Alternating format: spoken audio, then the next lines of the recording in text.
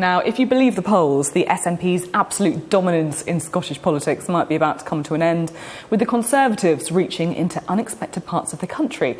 Now, one man whose seat might just be in line to turn blue is the SNP's Foreign Affairs spokesman, Alex Salmond, and he joins us now from his home in Aberdeenshire. Hello, thank you very much for being on the programme with us this morning. Great to be here, Sophie. Now, last month you said that this election was about independence and that people would be voting to support the right of Parliament to decide on the holding of a Scottish referendum. Now, Nicola Sturgeon seems to say that it's not about independence. So have you changed your mind, or do you stand by what you said? No, there's no difference between what Nicola Sturgeon says and I say. That's because I support Nicola Sturgeon. I mean, this election is about three things, Sophie. It's about providing the real opposition to Tory government that only the SNP have been providing and only the SNP can provide.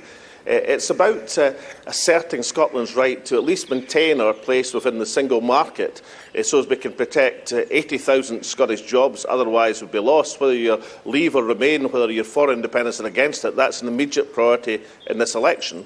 And yes, it's about saying that Scotland's future, when the time is right, should be decided by the Scottish Parliament and the Scottish people, that Scotland's future should be in Scotland's hands. These are the three priorities that the SNP have in this election.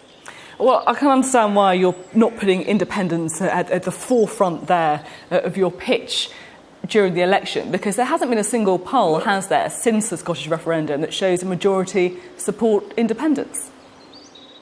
Well, that's not true, Sophie. There's actually been 5 polls. But perhaps the most interesting poll in terms of what I've just been saying was a Survation poll conducted at the very early part of last month, which asked people in Scotland the simple question, who should decide on whether there should be an independence referendum? Should it be the Scottish Parliament and the Scottish people, or should it be Theresa May in Westminster? And the answer to that question was 60-40. 60% said that Scotland's future should be in Scotland's hands.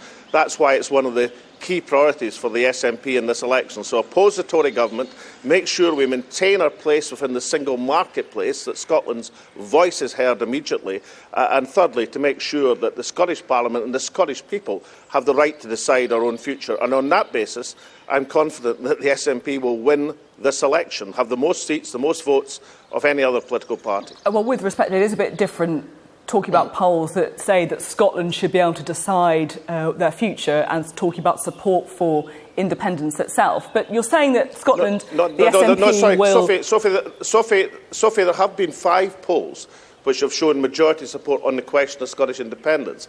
I was merely saying that given Theresa May's attitude of, now is not the time. Of course, it was the time for a general election, but now is not the time for a referendum. It's interesting that whatever their views on the independence question, people in Scotland, by a substantial majority, support the idea that these things now should be decided by the Scottish Parliament and the Scottish people, not by Theresa May in London. Now, you say that you're confident the SNP will be the biggest party after this election. But if the Conservatives do make up ground, as the poll suggests that they may be, do you think that is suggesting a surge in support for unionism, or do you think there's something else that will be an explanation for that? Well, if you look at the local elections, when the SNP support was absolutely solid, what happened was there was a transfer of support from the Labour Party to the Conservative Party.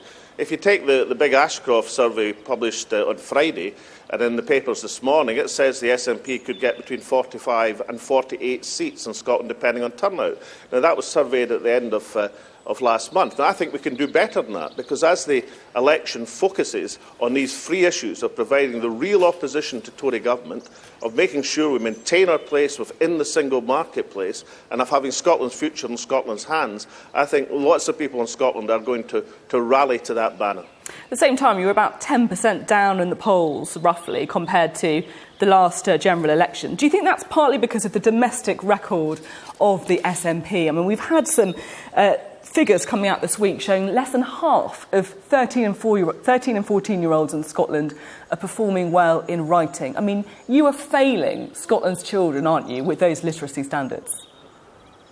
Well, firstly, Sophie, it's 10 years almost exactly since the SNP came to government. We won that historic election in 2007 on 32% of the vote. There hasn't been a single poll in this election which shows the SNP at less than 40% of the vote. And therefore, to increase your support over 10 years in government is a substantial achievement. And that reflects the satisfaction that the SNP have, that the people of Scotland have in SNP government. But on education, there are challenges in Scottish education. Nicola Sturgeon has made it her top priority. But let's remember right now, Sophie, that 93% of children in Scotland now go on to positive destinations, to college, to university, to apprenticeships or to jobs. And we've got the third lowest rate of youth unemployment in Europe. And then in terms of higher education, we not just have record passes at school, but 55% of Scottish children go on to higher education at college, which we do in Scotland, and university. The figure in England is 45%. So these are not signs of an education system that's failing. On the contrary, these are signs of success. But Nicola Sturgeon has made it a top priority to address the challenges that are in Scottish education, which is why she's put £120 extra million into the hands of head teachers at a time when we know in England the debate is how much school budgets are falling in many parts of the country. But you, as you say, you've been in power for 10 years now, and I just do want to talk about that record on literacy, because it is shocking. Less than half of 13 and 14-year-olds performing well. And also, if you look at other stats, the number of 8-year-olds performing well in reading dropping as well. I mean, do you feel a sense of shame? Do you feel worried about this? No. Well, Sophie, can I just correct you? The survey you're talking about measures people at secondary school in the second year compared to the performance they must attain in the third year. Actually, when they get to third year, the performance is over 80% of people performing well. And yes, of course, it's an important survey, and that's why Nicola Sturgeon is addressing the challenge in terms of the attainment fund.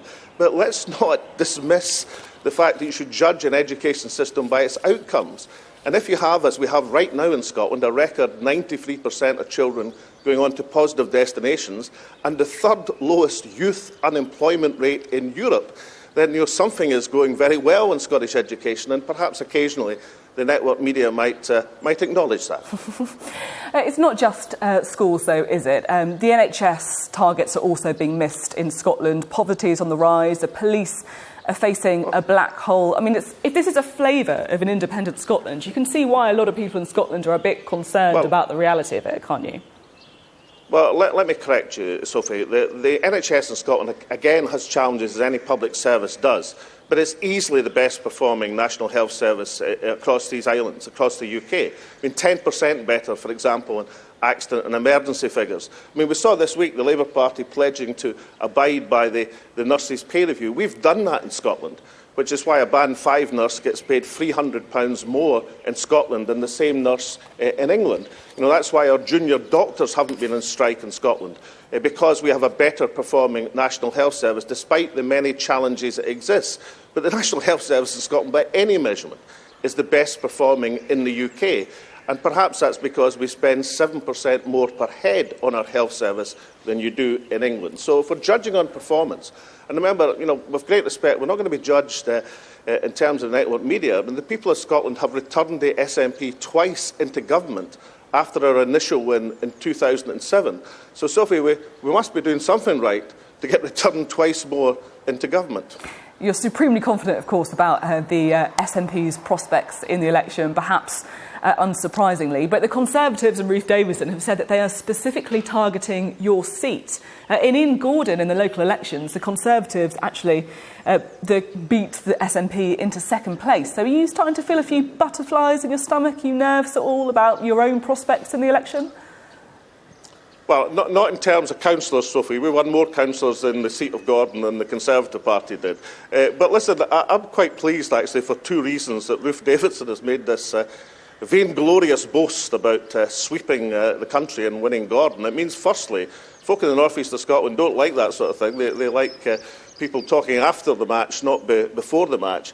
But secondly, of course, the Tories have said they're going to unseat me at the previous 9 elections and have failed 9 times. And as they concentrate the resources in Scotland, in Gordon, it will allow SNP candidates to win across the rest of the country. So in some famous words that were once used to me by another opposition leader, let me say to Ruth Davidson, bring it on.